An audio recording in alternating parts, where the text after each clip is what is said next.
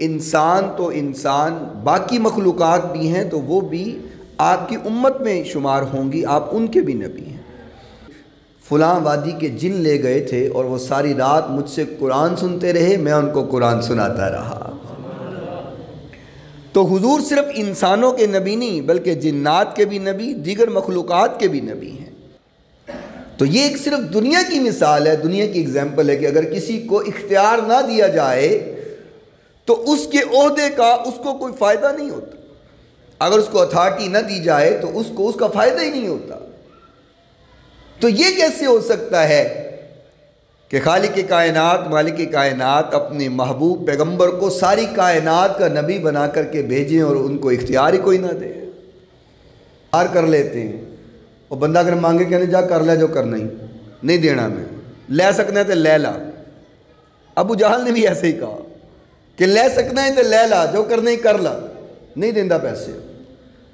تو پھر اگر آپ ناراض نہ ہوں تو میں ایک بات کروں کہ آج جو بندہ یہ کہے کہ جا تو جو کر سکتا ہے کر لے، میں نے تجھے پیسے نہیں دینے، تو پھر میں کہہ نہ دوں کہ پھر اس کا تعلق ابو جہل کے ساتھ ہی ہو سکتا ہے، مومن مسلمان کے ساتھ تو نہیں ہو سکتا نا، اس کا تعلق تو پھر ابو جہل سے ہی ہوگا، کیونکہ یہ طریقہ اور یہ انداز تو ابو جہل کا ہے۔ جب پیسے مانگے کہنا جا کر لے جو کرنے، جا شاباش، میں کوئی نہیں پیسے دینے، نکل جائے تو۔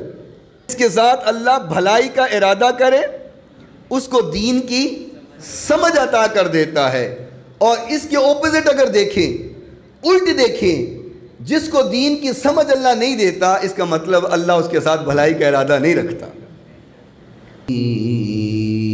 وَأَصْحَابِهِ بُرُكِ الْإِيمَانِ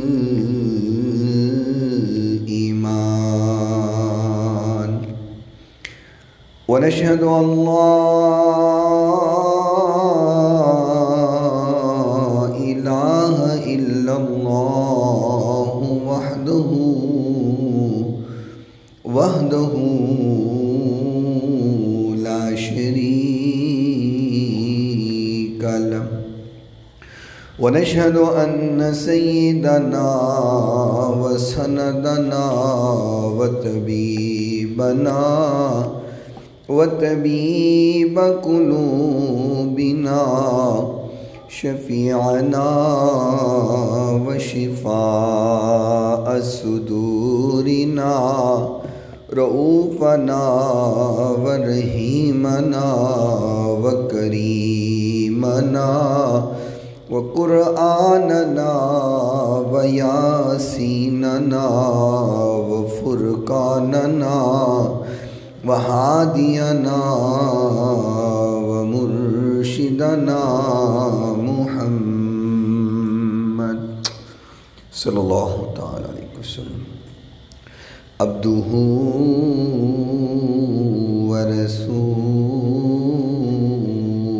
ورسولہ۔ قال اللہ تبارک وتعالی فی کلام المجید والفرقان الحمید۔ اعوذ باللہ من الشیطان الرجیم، بسم اللہ الرحمن الرحیم۔ فلا وربک لا یؤمنون حتی یحکموک فیما شجر بینہم ثم لا یجدوا فی انفسہم حرجا مما قضیت ویسلموا تسلیما۔ صدق اللہ مولانا العظیم وصدق رسولہ النبی الکریم الامین الرؤوف الرحیم۔ ان اللہ وملائکتہ یصلون علی النبی یا ایہا الذین آمنوا صلوا علیہ وسلموا تسلیما۔ الصلاة والسلام علیک یا سیدی یا رسول اللہ، الصلاة والسلام عليك يا سيدي يا حبيب الله الصلاة والسلام عليك يا سيدي يا رحمة للعالمين وعلى آلك وأصحابك يا سيدي يا شفيع المذنبين مولاي صل وسلم دائما أبدا على حبيبك خير الخلق كلهم محمد سيد الكونين والثقلين والفريقين من عرب ومن عجم.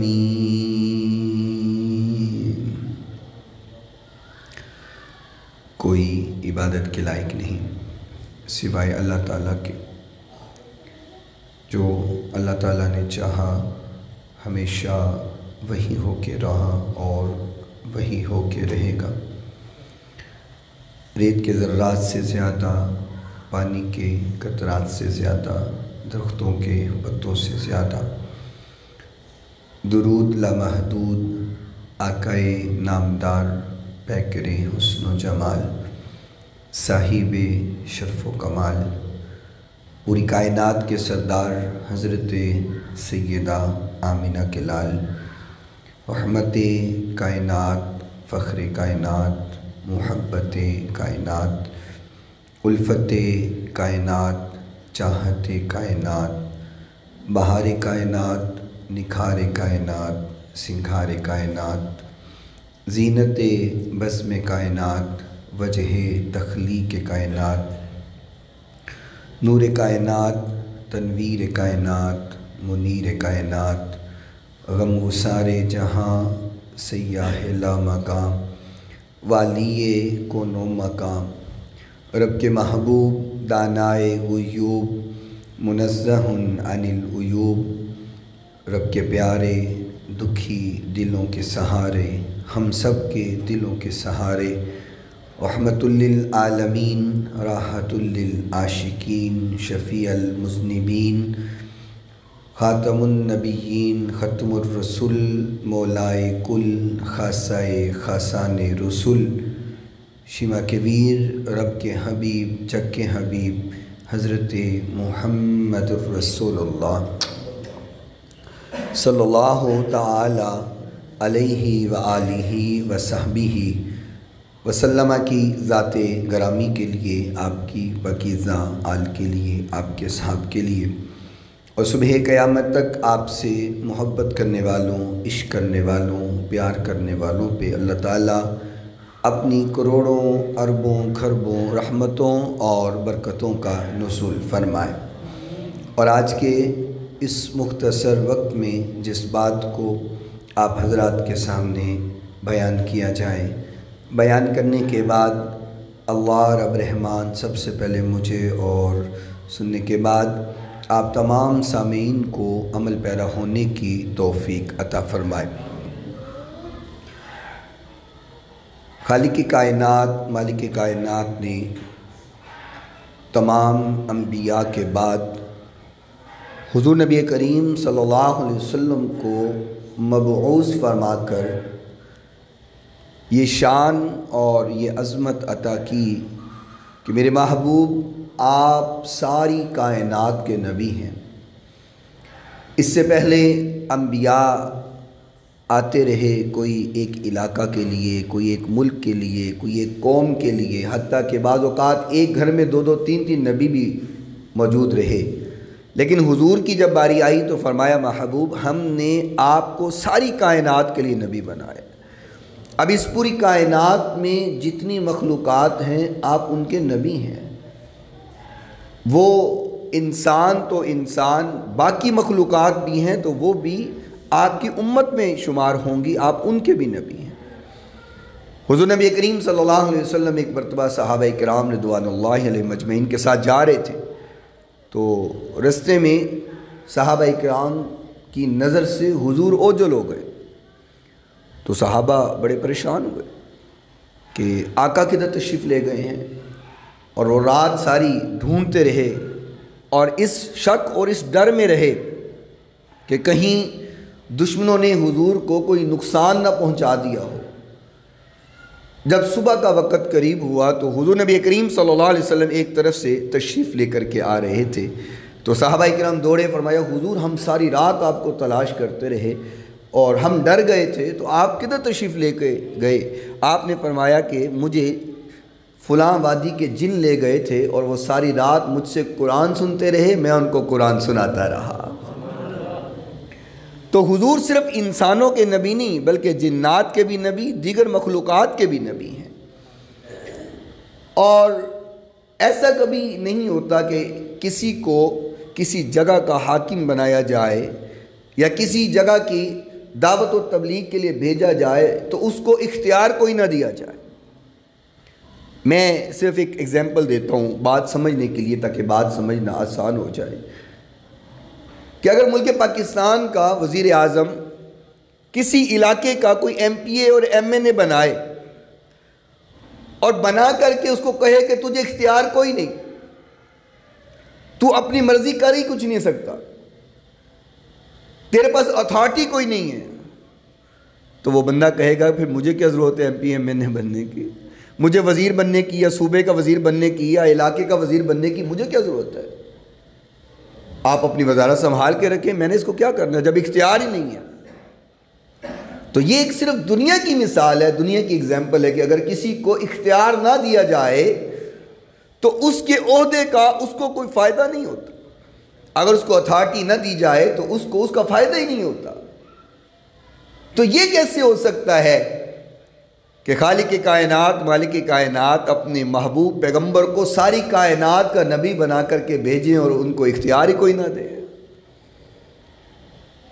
آج آپ کو معاشرے میں کئی اس قسم کے لوگ نظر آئیں گے، جو کہتے ہوئے نظر آئیں گے کہ معاذ اللہ حضور تو کسی چیز کا اختیار رکھتے ہی نہیں، معاذ اللہ نقل کفر نہ باشا، وہ یہ کہتے نظر آتے ہیں کہ جی سارے اختیار اللہ کے ہیں، اللہ کے علاوہ کسی کو نہیں ہیں، اور حضور تو ایک کھجور کے گٹلی کے اوپر آنے والے پردے کے اختیار کو بھی نہیں رکھتے ہیں اور اس کے مالک بھی نہیں ہیں۔ اس قسم کی گفتگو کرتے ہوئے نظر آتے ہیں۔ میں آج کے اس مختصر سے وقت میں حضور کے فرامین سے آپ کی خدمت میں یہ چیزیں عرض کروں گا کہ میرے محبوب کو اللہ نے کتنا اختیار دیا ہوا تھا، اور میری عادت نہیں ہے کہ میں صرف بناوٹی بات یا سنی سنائی بات کروں، جب تک حوالہ میرے پاس موجود نہ ہو میں اس بات کو بیان نہیں کرتا۔ حضور نبی کریم صلی اللہ علیہ وسلم کا اختیار کس قدر ہے، امام بخاری رحمۃ اللہ علیہ نے صحیح بخاری شریف کے اندر ایک حدیث کو نقل فرمایا ہے، اور اس حدیث کا نمبر 7273 ہے اور بخاری شریف ہے، اور آپ جانتے ہیں کہ تمام مکاتب فکر کا یہ متفقہ فیصلہ ہے کہ قرآن مجید کے بعد اگر کسی کتاب کا مقام ہے تو وہ صحیح البخاری ہے۔ قرآن کے بعد اگر کسی کتاب کو مقام و منزل حاصل ہے، مرتبہ حاصل ہے، تو یہ صحیح بخاری شریف ہے جس کو حاصل ہے۔ امام بخاری رحمۃ اللہ علیہ نے صحیح بخاری شریف کے اندر جو حدیث نقل کی ہے، اور اس حدیث کے راوی حضرت ابو ہریرہ رضی اللہ تعالی عنہ ہیں، اور حدیث کا نمبر 7273 میں پہلے بھی بتا چکا ہوں۔ نمبر اس لیے بتا رہا ہوں کہ کوئی بدعقیدہ آپ کو ملے اور مل کر کے حضور کی عظمت اور شان کو کم کرنے کی کوشش کرے اور ایسی گفتگو کرے کہ جس سے لوگوں کے دل میں حضور کا مقام کم ہو، تو آپ کو علم ہونا چاہیے کہ یہ بندہ جھوٹ بول رہا ہے، جو بکواس کر رہا ہے یہ غلط بکواس کر رہا ہے، حضور کا فرمان یہ نہیں ہے۔ حضرت ابو ہریرہ رضی اللہ تعالی عنہ فرماتے ہیں ان رسول اللہ صلی اللہ علیہ وسلم قال، فرمایا بے شک حضور نبی کریم صلی اللہ علیہ وسلم نے فرمایا بعثت بجوامع الکلم، اللہ نے منو جوامع الکلم عطا فرمایا ہے۔ جوامع الکلم کس کو کہتے ہیں کہ انسان گفتگو تھوڑی کرے اندہ معنی و مفہوم وڈا ہوئے۔ بعض اوقات ہوتا ہے نا بندہ بڑی لمبی گل کرتا ہے تو وچوں اندہ مطلب کچھ بھی نہیں نکلتا۔ بہت لمبی گفتگو جس کا معنی کوئی نہ ہو، جس کا مقصد کوئی نہ ہو، وہ فضول ہوتی ہے، اور چھوٹی سی گفتگو ہو لیکن اس کا معنی بہت وسیع ہو تو وہ فائدہ مند ہوتی ہے۔ حضور نبی کریم صلی اللہ علیہ وسلم کو بھی یہ اللہ تعالیٰ نے خاصہ عطا کیا تھا کہ آقا گل چھوٹی کر دے سن، مطلب وڈا ہویا کر دے سن۔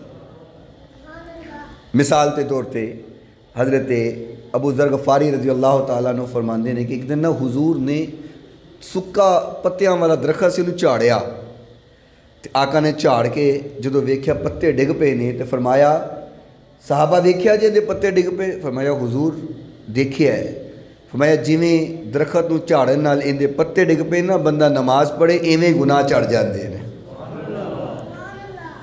اب بات تو اتنی سی ہے، دو لفظوں کے اندر حضور نے کتنا بڑا مسئلہ سمجھا دیا۔ فرمایا جیسے اس درخت کے پتے جھڑ گئے، ٹہنی خالی ہو گئی، بندہ جب نماز پڑھتا ہے اس کے گناہ بھی جھڑ جاتے ہیں، گناہوں سے پاک ہو جاتا ہے۔ آقا نے فرمایا یہ میرا خاصہ ہے کہ اللہ نے مجھے جوامع الکلم بنا کر کے بھیجا ہے۔ وَنُصِرْتُ بِالرُّعْبِ، فرمایا اللہ نے میری مدد رعب کے ساتھ کی ہے۔ کیا معنی؟ کہ اللہ نے میری شخصیت میں ایسا رعب رکھا ہے کہ مجھے لڑنے کی ضرورت نہیں پیش آتی، میرا رعب اتنا ہے کافر ویسے ہی بھاگ جاتا ہے۔ اور اس کی مثال بھی میرے ذہن میں آئی، نکل نہ جائے وہ پہلے آپ کو سناتا ہوں۔ حضور نبی کریم صلی اللہ علیہ وسلم کعبۃ اللہ میں تھے، آپ تشریف فرما تھے۔ دور دراز علاقے سے کوئی شخص آیا، اس نے ابو جہل سے کوئی لین دین کیا تھا، اس کے پیسے کچھ رہتے تھے اور ابو جہل دے نہیں رہا تھا۔ جب وہ پیسے مانگنے کے لیے جاتا تو ابو جہل کہتا جا کر لے جو کر نہیں دینے پیسے۔ آج بھی کچھ لوگ کرتے رہے ایسے، پہلے بڑے احترام سے ادب سے پیسے لے لیتے ہیں، معمولات کر لیتے ہیں، ادھار کر لیتے ہیں، اور بندہ اگر مانگے کہنے جا کر لے جو کر نہیں دینا، میں لے سکنا ہے تو لے لا۔ ابو جہل نے بھی ایسے ہی کہا کہ لے سکنا ہے تو لے لا، جو کرنا ہی کر لا، نہیں دیندہ پیسے۔ تو پھر اگر آپ ناراض نہ ہوں تو میں ایک بات کروں کہ آج جو بندہ یہ کہے کہ جا تو جو کر سکتا ہے کر لے، میں نے تجھے پیسے نہیں دینے، تو پھر میں کہہ نہ دوں کہ پھر اس کا تعلق ابو جہل کے ساتھ ہی ہو سکتا ہے، مومن مسلمان کے ساتھ تو نہیں ہو سکتا نا، اس کا تعلق تو پھر ابو جہل سے ہی ہوگا، کیونکہ یہ طریقہ اور یہ انداز تو ابو جہل کا ہے۔ جب پیسے مانگے کہنا جا کر لے جو کرنا ہے، جا شاباش، میں کوئی نہیں پیسے دینے، نکل جائے تو۔ بندہ بڑا پریشان ہوا کہ دور دراز علاقے سے آیا ہوں اور بار بار آنا بھی مشکل ہے، ٹرانسپورٹ اس طرح تو نہیں ہوتی تھی جیسے آج ہمارے پاس ہے کہ یہاں سے بیٹھے اور 4 گھنٹے میں اسلام آباد پہنچ گئے، تب تو مہینوں مہینے سفر ہوتا تھا۔ بندہ پریشان ہو گیا کہ ہم میں کیا کروں، ابو جہل پیسے نہیں دے رہا۔ تو وہ کچھ اور سرداران قریش سے ملا اور کہنے لگا کہ آپ کے قریش کا ایک سردار ہے تو وہ میرے پیسے نہیں دے رہا، کوئی حل بتائیں۔ ان کو شرارت سوجی، مذاق سوجا، تو وہ کہنے لگے وہ جو شخص سامنے بیٹھا ہے نا کعبۃ اللہ کے سامنے، تم اس کے پاس جاؤ اور ان سے کہو کہ وہ ابو جہل پیسے نہیں دے رہا تو تمہاری مدد ہو جائے گی۔ اب انہوں نے تو مذاق کرنا چاہا نا، اور حضور کی طرف اس کو بھیج دیا۔ سرداران قریش کا ذہن یہ تھا کہ جب یہ حضور کے پاس جائے گا اور حضور اٹھ کر کے ابو جہل کے پاس جائیں گے کہ معاذ اللہ ابو جہل اپنی حرکات کرے گا، بدتمیزی کرے گا اور ہم تماشا بنائیں گے، ان کا ذہن یہ تھا۔ تو وہ شخص حضور کے پاس حاضر ہوا اور کہنے لگا کہ جی آپ کا پتہ لگا ہے کہ آپ بڑے باروب شخصیت ہیں، تو آپ کے علاقے کا ایک شخص ہے عمر، ابو جہل تو ہم کہتے ہیں نا، تو عمر اس سے پیسے نہیں دے رہا میرے، اس نے پیسے دینے ہیں، تو آپ اگر ساتھ تشریف لے جائیں تو مجھے پتہ چلا ہے کہ پیسے مل جائیں گے۔ آقا نے فرمایا یہ کون سی بات ہے، چلو میں تمہارے ساتھ چلتا ہوں۔ بنتی ہے ویسے سبحان اللہ یہاں پہ، کیوں بنتی ہے کہ پتہ ہے جانا ابو جہل کے پاس ہے اور مسئلہ پیسوں کا ہے، تو اس نے کہا آپ چلیے. حضور کہتے ہیں چلو میں تیرے ساتھ چلتا ہوں. وہ چلا. حضور بھی ساتھ ساتھ تشریف لے کر کے جا رہے ہیں. ابو جہل کے دروازے پہ پہنچے. کون؟ فرمایا محمد صلی اللہ علیہ وسلم. اس نے دروازہ کھولا ابو جہل نے. آپ نے فرمایا تم نے اس شخص کے پیسے دینے ہیں؟ کہنے لگا جی جی دینے ہیں. اب وہ لوگ بھی پیچھے آ گئے جنہوں نے مذاق بنانا چاہا تھا, تماشا بنانا چاہا تھا. وہ پیچھے پیچھے آ رہے ہیں کہ اب دیکھتے ہیں کیا ہوتا ہے. آپ نے فرمایا تم نے اس کے پیسے دینے ہیں؟ وہ کہنے لگا جی جی بالکل دینے ہیں. آپ نے فرمایا دیتا کیوں نہیں؟ کہنے لگا ابھی دیتا ہوں. تو فرمایا دو اس کو پیسے. جلدی سے اندر گیا اور جتنے پیسے بنتے تھے لا کر کے جلدی سے اس کو دے دیے. وہ شخص چلا گیا. آقا کائنات علیہ السلام بھی تشریف لے کر کے آ گئے. اب یہ لوگ جو تماشا دیکھنا چاہتے تھے پریشان ہو گئے کہ یہ کیا ہوا. وہ ابو جہل کے پاس آئے. کہنے لگے ابو جہل تو نے تو بیڑا ہی گرک کر دیتا ہے, تو ساڈا تماشا ہی خراب کر دیتا ہے. اسی سوچے اسی تو بدتمیزی کریں گا, تو مذاق بنائیں گا, اسی تالیاں ماریں گے, مذاق کریں گے, ٹھٹھا کریں گے, تو ایڈی چھتی گل بن لئی. ابو جہل کہنے لگا میں بات کیوں نہ مانتا. محمد جب مجھے کہہ رہے تھے کہ اس کو پیسے دو تو میں دیکھ رہا تھا کہ محمد صلی اللہ علیہ وسلم کے کنوں کے پاس دو اونٹ منہ کھول کر کے کھڑے ہیں, اور میں ڈر رہا تھا کہ اگر میں نے بات نہ مانی تو یہ اونٹ مجھے کھا جائیں گے. آقا نے فرمایا وَنُصِرْتُ بِالرُّعْبِ, اللہ نے میری مدد رعب کے ساتھ کی. آقا کی ذات کے اندر اللہ نے ایسا رعب پیدا کیا تھا کہ کافر ویسے ڈر جاتا. بدر کا واقعہ آپ کو یاد نہیں ہے کہ 313 صحابہ اور ہزاروں کا لشکر کافروں کا, ادھر اسلحہ بھی کوئی نہیں, تلواریں بھی کوئی نہیں, نیزے بھی, ڈھالے بھی, کچھ بھی نہیں, اور اگر اسلحے سے لیس کفار ہیں تو جو نتیجہ نکلا وہ آپ نے علماء سے سنا نہیں ہوا.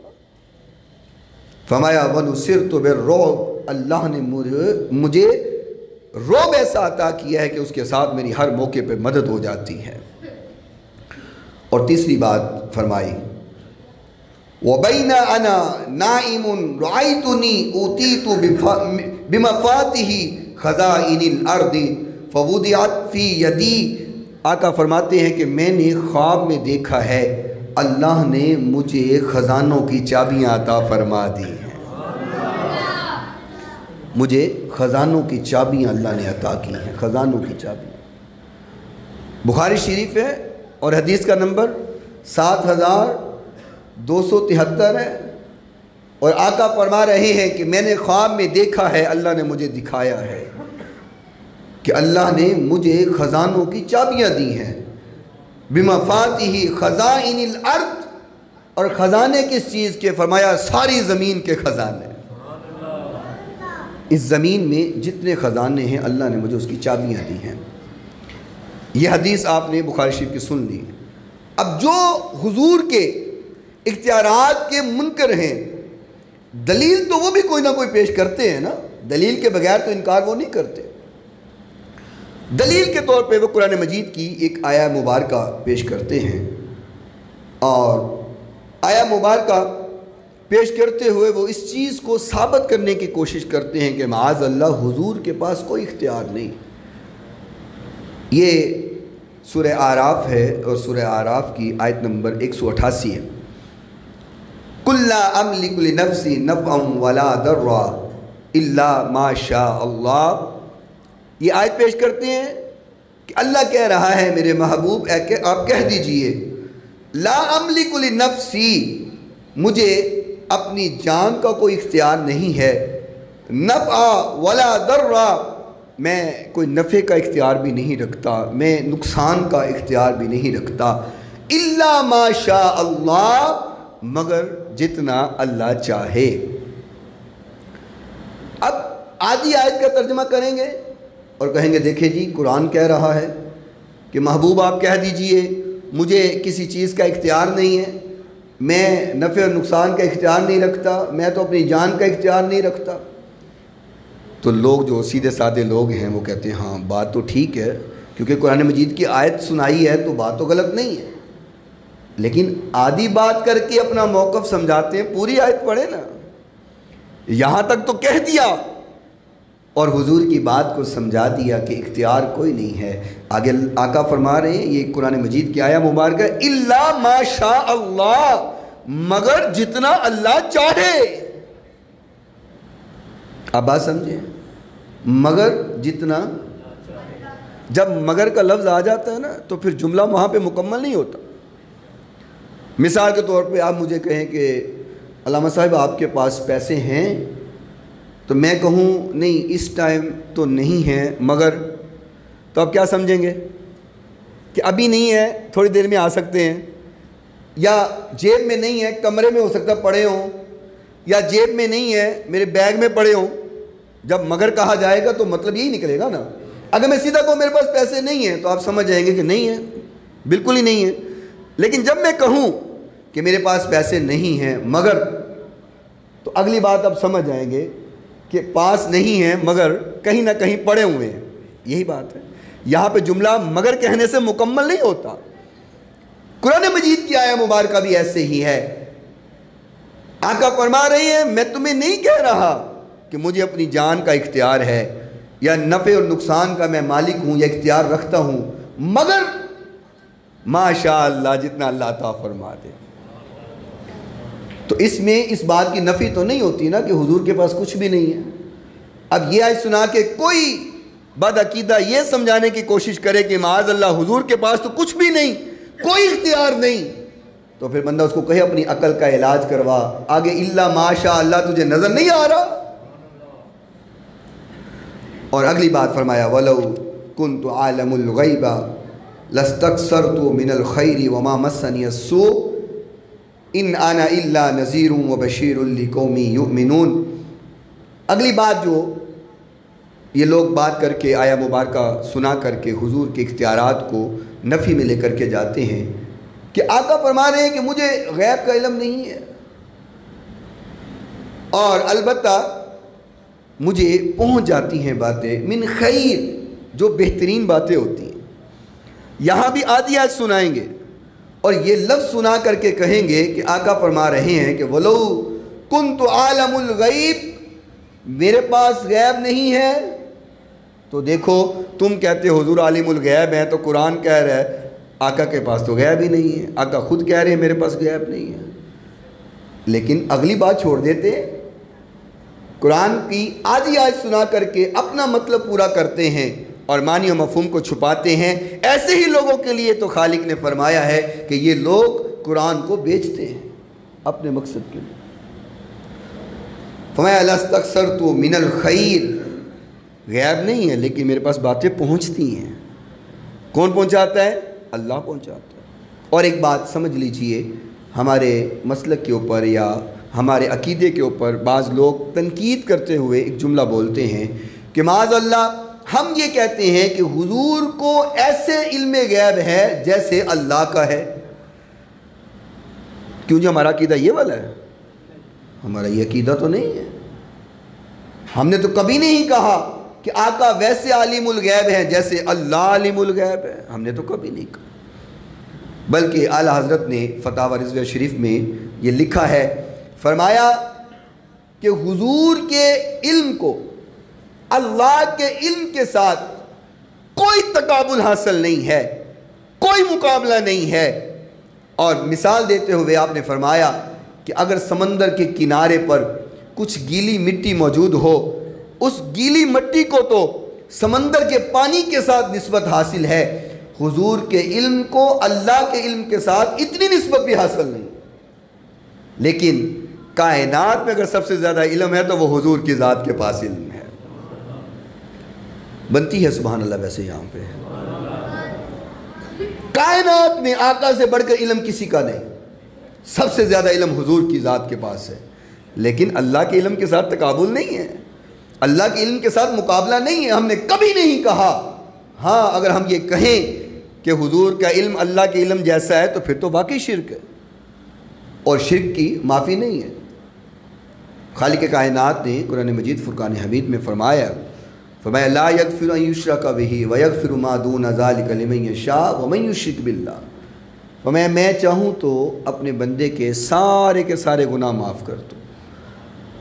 اللہ غفور الرحیم ہے، وہ اختیار رکھتا ہے، مالک ہے، چاہے تو معاف کر دے۔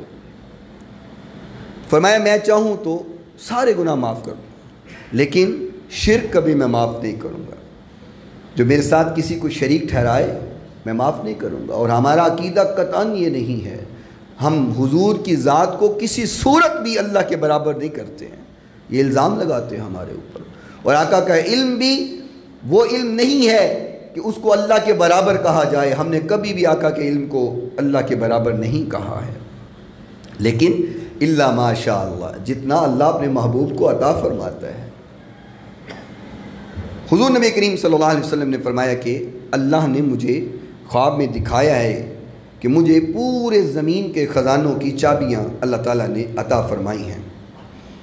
اور امام بخاری رحمۃ اللہ علیہ نے ایک اور حدیث جو نقل فرمائی، آقا کائنات علیہ الصلوۃ والسلام کا فرمان علی شان، اور اس حدیث کے راوی حضرت امیر معاویہ رضی اللہ تعالی عنہ ہیں۔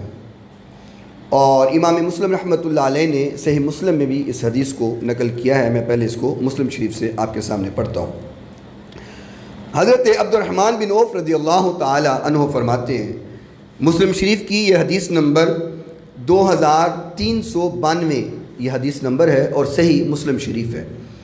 اور یہ جو میں نمبر بتا رہا ہوں احادیث کے، یہ وہی نمبر ہیں جو انٹرنیشنل نمبر ہیں۔ اگر آپ ان نمبر کو گوگل پہ سرچ کریں گے تو آپ کو یہی احادیث ملیں گی، کیونکہ میرے پاس جو کتابیں ہیں وہ پاکستان کی پرنٹڈ نہیں ہیں، یہ بیروت کی پرنٹڈ کتابیں ہیں، عربک کتابیں ہیں، اور ان کا جو نمبر ہے وہ انٹرنیشنل نمبر ہے جو میں آپ کے سامنے پیش کر رہا ہوں۔ اگر آپ گوگل کے اوپر سرچ کریں ان احادیث کو دیکھنے کے لیے تو ان نمبر کے ساتھ یہی احادیث آئیں گی جو میں آپ کے سامنے پیش کر رہا ہوں، فرق نہیں ہوگا۔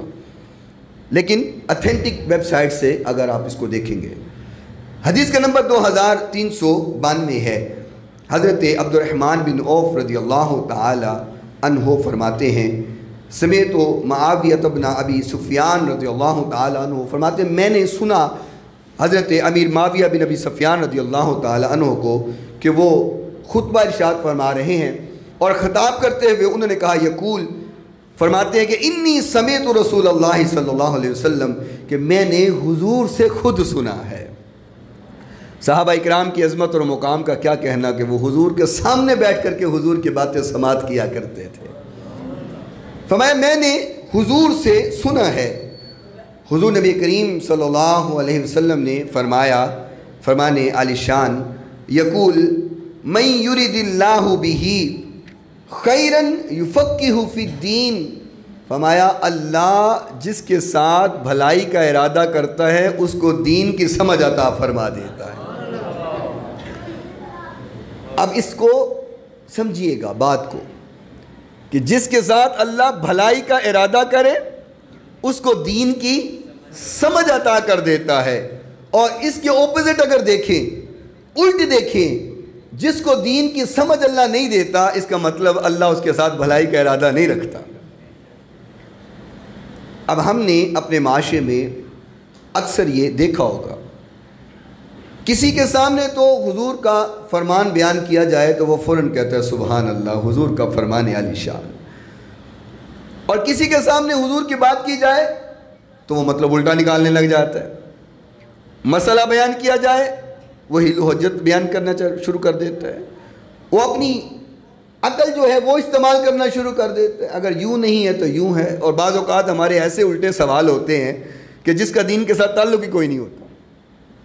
ایک بندے انہوں بڑا ستاندہ ہوتا ہے، اور جب تک انہوں بندہ پورا نہ کرے سکون نہیں ملتا۔ وہ ایک بندہ میرے سے ایسے سوال کرنے لگا، کہنا مولوی صاحب کہ مسئلہ پوچھنا ہے بڑا اہم۔ میں کیا پتہ نہیں کدھا مسئلہ اہم ہونا ہے، میں کہا پوچھو جی بالکل، میں کیسے کام نہیں ہے سی پوچھو مسئلے۔ کیا لگا جی وہ مسئلہ پوچھنا سی کہ آدم علیہ السلام دا تے اما ہوا دا نکاح کنے پڑھایا سی۔ مینوں دسو یہ سوال دی لوڑ ہے؟ بولو نا یار، تسی تے غصے نہ ویکھن لگ پے ہو گئے۔ یہ سوال دی کوئی لوڑ ہے؟ اجی اما ہوا دا تے آدم علیہ السلام دا نکاح کنے پڑھایا سی؟ میں کیا میرے کو قسم لے لا میں نہیں پڑھایا۔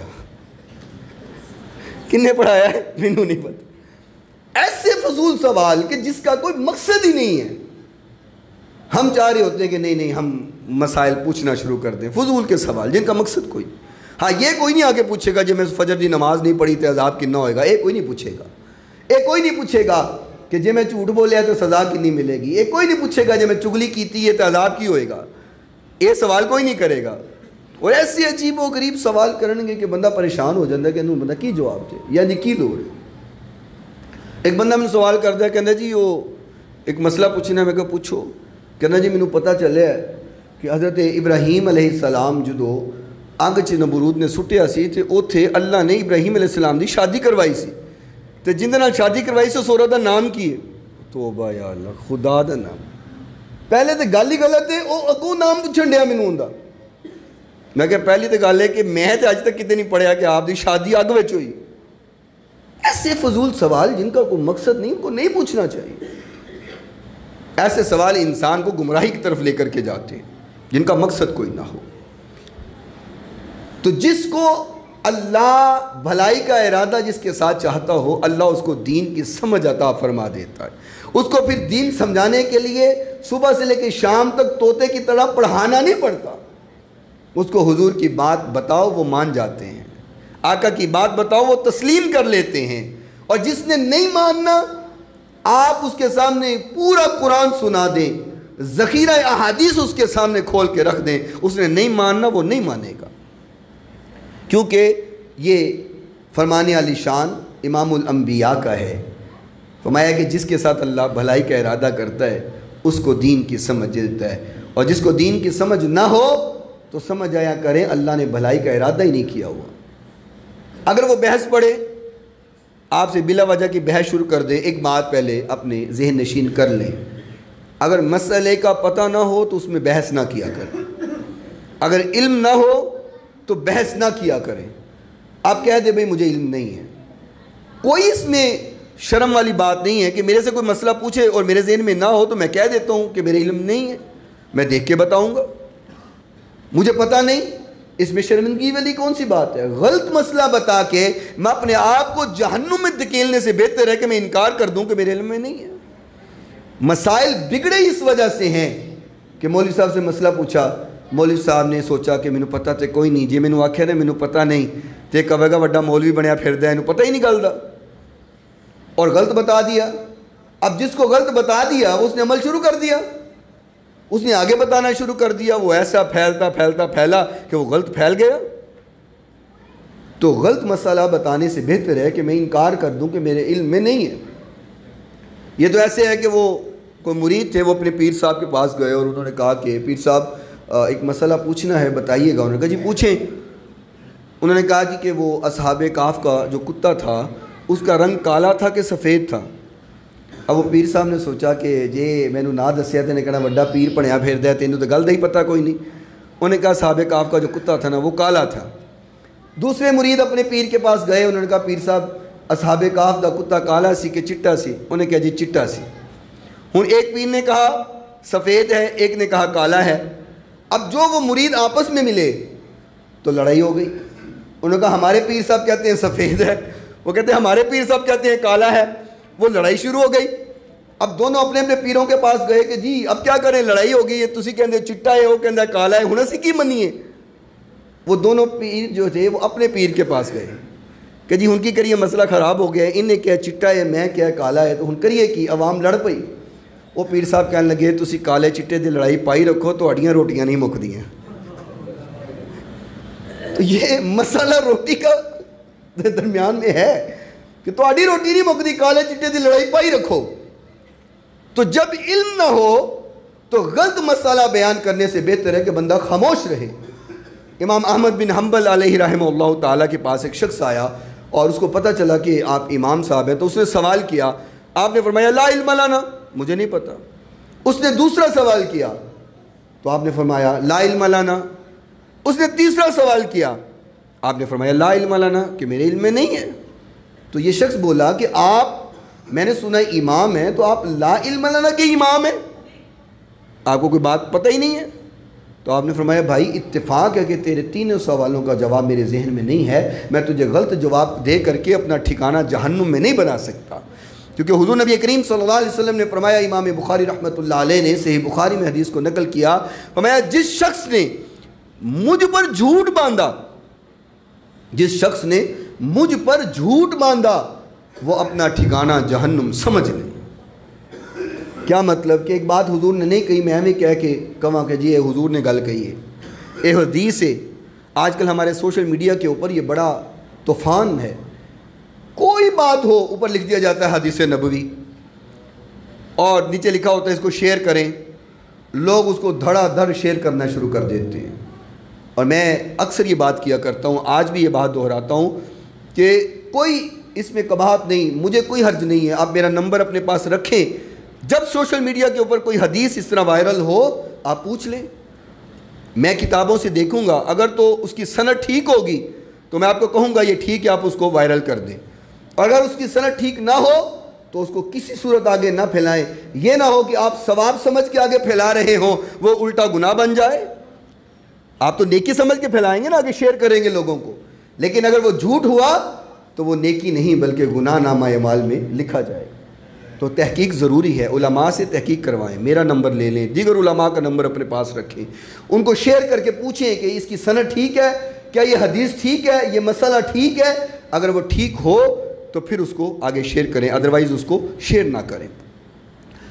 بات درمیان میں نکل گئی، سائڈ پر ہو گئی۔ حضور نبی کریم صلی اللہ علیہ وسلم نے فرمایا کہ اللہ جس کے ساتھ بھلائی کا ارادہ کرتا ہے اس کو دین کی سمجھ عطا فرماتا ہے۔ میں دعا کرتا ہوں آپ سب آمین کہنا، اللہ ہم سب کو دین کی سمجھ عطا فرما دے، یا اللہ اپنے دین کی سمجھ ہم سب کو عطا فرما دے، اور جب دین کی سمجھ آ جائے گی تو پھر خیر ہی خیر ہو جائے گی، پھر بلائی بلائی ہو جائے گی۔ آگے حضور نے فرمایا، جو صحیح مسلم شریف کی حدیث ہے، فرمایا وَإِنَّمَا أَنَا قَاسِمٌ وَيُؤْتِ اللَّهُ، فرمایا اللہ مجھے عطا کرتا ہے، میں اس کو آگے تقسیم کرتا ہوں۔ اللہ نے مجھے قاسم بنایا، یہ صحیح مسلم شریف کی حدیث ہے، اور حدیث کا نمبر 2392 ہے۔ فرمایا مجھے اللہ دیتا ہے، عطا کرتا ہے، میں اس کو تقسیم کرتا ہوں، اور اگر معاذ اللہ حضور کے پاس اختیار کوئی نہیں، حضور کے پاس طاقت کوئی نہیں، حضور کو علم کوئی نہیں، تو پھر اس کو تقسیم کرنے والی بات کہاں ہے؟ یا تو تم اپنے عقیدوں کا جائزہ لو، تو یا پھر تیرے کہنے کا مطلب ہے کہ معاذ اللہ حضور کی بات جھوٹی ہے، ساری کائنات جھوٹی ہو سکتی ہے، میرے محبوب کا فرمان بولو کبھی جھوٹا نہیں ہو سکتا۔ آقا نے فرمایا ہے وَإِنَّمَا أَنَا قَاسِمٌ وَيُؤْتِ اللَّهُ، میں قاسم ہوں، میں تقسیم کرنے والا ہوں، اور اللہ مجھے عطا کرنے والا ہے۔ ایک شاعر نے بڑی پیاری بات اس پر کہی ہے، اور اس حدیث کے ضمن میں وہ شعر ہے، رب نے دیا ہے ان کو میں ان سے مانگتا ہوں، آقا تقسیم کرنے والے ہیں، رب نے دیا ہے ان کو میں ان سے مانگتا ہوں، رب نے دیا ہے ان کو میں ان سے مانگتا ہوں، آقا کے در کا میں بھی، آقا کے در کا میں بھی ادنا سا ایک گدا ہوں، رب نے دیا، اچھا ساتھ پڑھو گے مزہ آئے گا، رب نے دیا ہے ان کو میں ان سے، پڑھ لو، رب نے دیا ہے ان کو میں ان سے ہوں، آقا کے در کا میں بھی ادنا سا ایک، جنت نہ خدا دے گا جب تک نہ وہ کہیں گے، جنت نہ خدا دے گا جب تک نہ وہ کہیں گے، رب کی رضا ہے آقا، رب کی رضا ہے آقا، میں اتنا جانتا ہوں، رب کی رضا ہے آقا، میں اتنا جانتا ہوں، رب نے دیا ہے ان کو میں ان سے. حضور کے پاس نا توجہ رکھنا، بس مختصر سی بات 2-3 منٹ میں یہ بات اپنی مکمل کرتا ہوں. آقا کائنات علیہ السلام کے پاس ایک شخص آیا. اس حدیث کے راوی حضرت ابو موسیٰ اشعری رضی اللہ تعالی عنہ ہیں، اور یہ حدیث مستدرک حاکم میں موجود ہے 4129 نمبر، اور ابن حبان میں موجود ہے. اس حدیث کا نمبر 723 ہے، اور طبرانی کے اندر موجود ہے. حدیث کا نمبر 7767 ہے. یہ جو حدیث آپ کے سامنے پیش کرنے لگا ہوں. حضور کی بارگاہ میں ایک اعرابی آیا اور حضور کے سامنے پہنچا تو آقا کائنات علیہ السلام نے فرمایا کہ اے اعرابی، تو اپنی حاجت مانگ، تجھے جو چاہیے مانگ، میں تجھے عطا کروں گا. سبحان اللہ، جہاں اونچی بنتی ہے تھوڑی سی. اللہ کرے ہماری بھی ہر حاجت پوری ہو جائے. آقا نے فرمایا تجھے جس چیز کی حاجت ہے، تجھے جس چیز کی ضرورت ہے، تو مانگ، میں تجھے دے دیتا ہوں. تو وہ کہنے لگا کہ یا رسول اللہ صلی اللہ تعالیٰ علیہ وسلم، بس آپ ایسا کریں کہ ایک اونٹنی دے دیں، ساتھ اس کا پلان دے دیں، اور ایک بکری دے دیں جو دودھ دیتی ہو، تاکہ میں اپنے گھر والوں کے لیے دودھ نکال کے ان کو پلاؤں. آقا نے فرمایا کچھ اور چاہیے؟ اس نے پھر وہی کہا کہ حضور بس ایک اونٹنی دے دیں، ایک پلان دے دیں، اور ایک بکری دے دیں، اور کچھ نہیں چاہیے. آقا کائنات علیہ السلام نے فرمایا یہ تو تجھے مل جائے گا، لیکن تو بنی اسرائیل کی ایک بوڑھی عورت سے بھی کمتر ہو گیا ہے. ایک بنی اسرائیل کی بوڑھی عورت سے بھی کم تو نے ڈیمانڈ کی ہے، مطالبہ کی ہے. تو صحابہ کرام جلدی سے کہنے لگے حضور وہ بنی اسرائیل کی عورت کا واقعہ کیا ہے؟ بنی اسرائیل کی بڑھیا کا واقعہ کیا ہے؟ آپ ہمیں بیان کریں، وہ کیا واقعہ ہے؟ آقا کائنات علیہ السلام نے فرمایا کہ موسیٰ علیہ السلام کے ساتھ کچھ لوگ تھے اور سفر پر نکلے ہوئے تھے، اور دوران سفر آپ کو رستہ بھلا دیا گیا، آپ رستہ بھول گئے. یاد رکھنا ایک بات کہ انبیاء اگر بھولے بھی تو اس میں بھی اللہ کی حکمت ہوتی ہے. یہ انبیاء کی عظمت کو کم نہیں کرتی بات، اس میں اللہ کی حکمت ہوتی ہے، کچھ سکھانا مقصد ہوتا ہے. موسیٰ علیہ السلام اور آپ کے ساتھ جو لوگ تھے وہ رستہ بھول گئے. تو آپ نے کہا کہ کسی کو پتہ ہے رستہ، کوئی بتا سکتا ہے؟ جس میں اقدس ہے، اگر وہ ہم ساتھ لے لیں، وہ ہمارے ساتھ جائے تو پھر ہمیں رستہ مل جائے گا، ادروائز رستہ نہیں ملے گا. ہمیں رستے کی پہچان نہیں ہو سکتی جب تک ہم یوسف علیہ السلام کا جسم اقدس اپنے ساتھ لے کے نہ جائیں. تو آپ نے فرمایا کسی کو پتہ ہے وہ قبر کدھر ہے، جسم اقدس کہاں پہ ہے؟ تو فرمایا ہمیں نہیں پتہ، ایک بڑھیا کو پتہ ہے.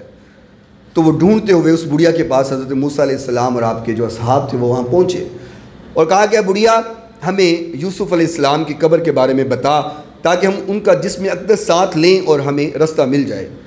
وہ کہنے لگی ایویں تو نہیں دس دی، میں ایویں تو نہیں دس دی. آپ نے فرمایا بھی کیسے بتاؤ گی؟